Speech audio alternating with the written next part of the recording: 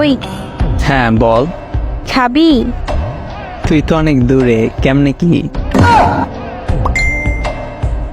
বিকাশ number দে, পাঠিয়ে দিতেছি। কোন খাবারের কথা বলতেছো? নাইস। বিকাশে কেমনে?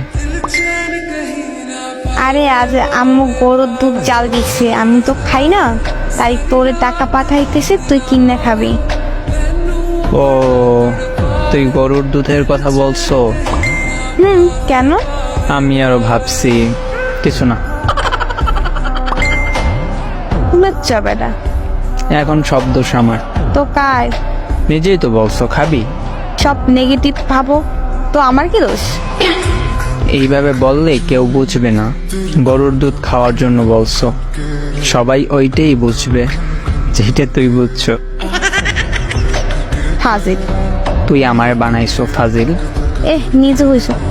জি না, এমন খাবি খাবি বললে এমন বানাইছো। আরে খারাপের কি বলছি? সোজা বললেই পারতি আজ গরুর দুধ কিনে রাখছে, আমি খাই নেই, তুই খাইলে আয়।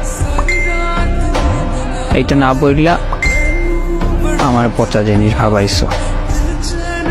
না, আমি তোর গুলা খাওয়ার জন্য দুধ খাই না। আমার কোনগুলা? ও আচ্ছা, ওইটা পচা জিনিস। দুধ। পাজি মাইয়া।